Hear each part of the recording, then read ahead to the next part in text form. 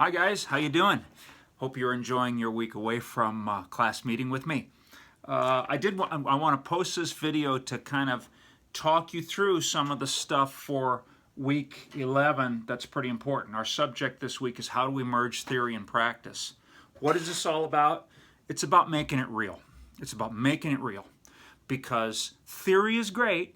You need that theory. As I talked about first part of the semester, you need that theory to kind of give you the foundation, the groundwork as to how public relations work. So theory is really important, but at the same time, you got to make it real. And that's what we do so well here, I think, at Cal State Fullerton, is we make it real.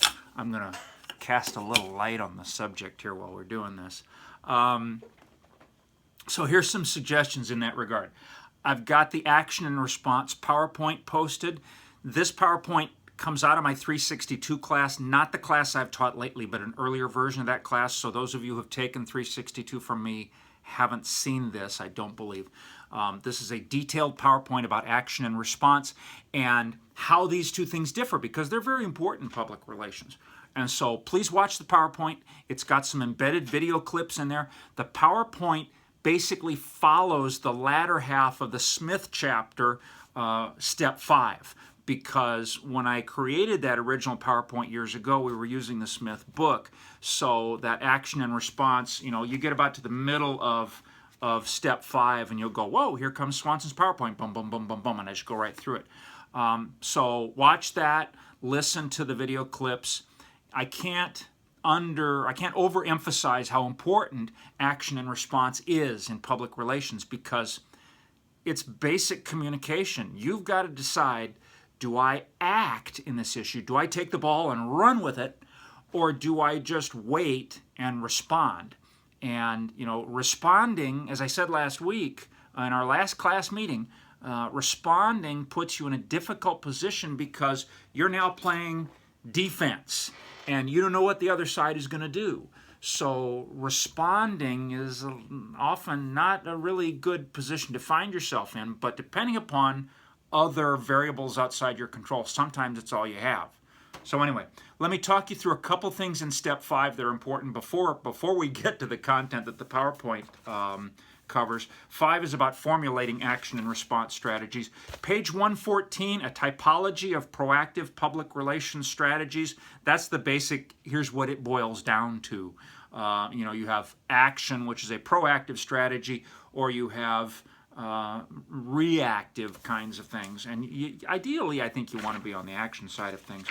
So much in public relations in higher education, we're dealing with events that bring people together. So the section on special events, publicity stunts, that's 117 to 119. That's a real important section.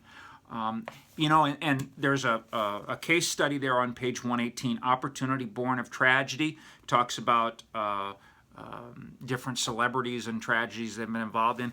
So often in higher education now, we see campuses, colleges and universities, having to take opportunities born of tragedy. Think of Virginia Tech and the shootings there. Think of Penn State and Joe Paterno. Think, any campus where there's been some kind of tragic, horrible situation. The campus has to grab a hold of that and make an opportunity out of it. Cal State Northridge did that when it was decimated by the earthquake. They lost the library. They lost major buildings. They had to teach classes in tents. I mean, it was a real tragedy for the campus, but they bounced back really well. Other things I think are important, alliances and coalitions, that's on page 120. So much of what happens in higher education happens as a result of alliances and coalitions because we have to get people together to work together to make things happen. And, sometimes they're successful and sometimes they're not. So I think it's a real important concept for us to understand alliances and coalitions. You get into the area of money, sponsorship, philanthropy, those kinds of things. That's page 121 through 125 in step 5. here too. And we've heard now from two speakers who deal with that. We heard from Mike Karg and we heard from Cerise Metzger, both of whom are in the area of strategic comm and are dealing with these kinds of issues, advancement, philanthropy, that kind of thing. We are so dependent on outside money today. I can't even imagine what it's going to be like 10 years from now. I really can't. Because, and we've talked about this all semester long, the systematic defunding of higher education in the United States of America is, in my personal opinion, it's a tragedy. It is a tragedy, and it is working against everything that politicians supposedly say about wanting to have an educated electorate or an educated citizenry. It's just not true. They talk the talk and don't walk the walk. And so we've got to find money from outside sources. And these sections on philanthropy, I think, are essential for you to understand. And it's important to understand, and the PowerPoint goes into this, sponsorship is little dollars. Sponsorship is a few $100 or $1,000, which is all well and good, but that's not going to keep the lights on around here. What we need around here is philanthropy, We need gifts in the hundreds of thousands of dollars and the millions of dollars, because that's what is going to keep the lights on at this institution. But at the same time, donors don't like to give for things that aren't, pardon the phrase, sexy. It's really hard to get donors to give money to help us pay the bills and paint the classrooms. They just don't care about that.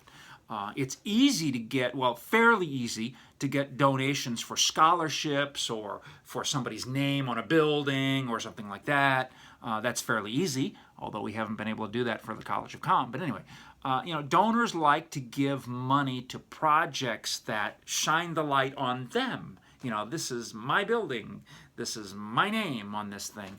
And so, in that sense, philanthropy is challenging because it often results in us getting money for things we don't really need. We get big dollar items, and the real need today is to paint classrooms and mop the floor. So anyway, but you can read through that and think about how you want to look at it. Starting back on 129, the value of symbolism. That's another topic we've talked about all semester, the symbolism of higher education.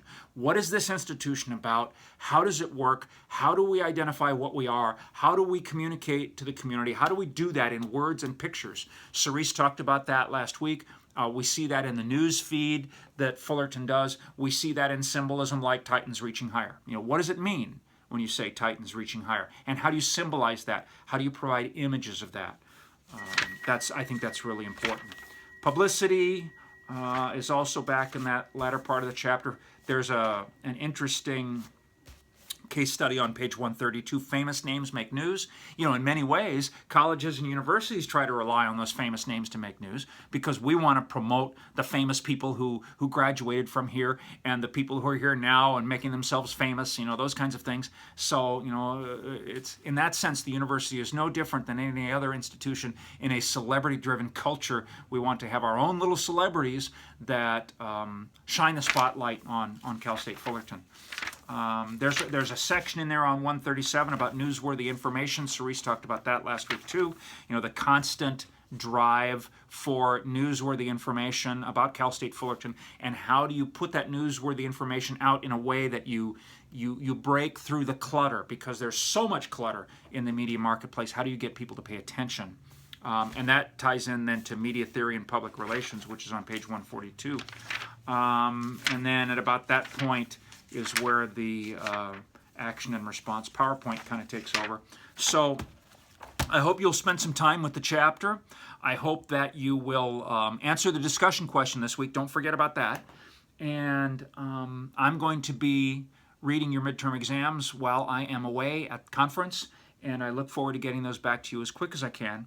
If you have any questions, as always, don't hesitate to either send me an email or, better still, put a question in the FAQ folder in Titanium, and that way I can answer it in a way that everybody can see what it's all about. So again, please pay attention to the materials. I look forward to your responses in the discussion questions, and I'll see you when I get back in a couple of weeks. What am I going to post for next week's class? What am I going to post for the 19th? I don't know. I haven't thought about that yet. I'll probably post something like this soon too. We'll see. Thanks a lot. Okay, let's click the button off. Why didn't it go off?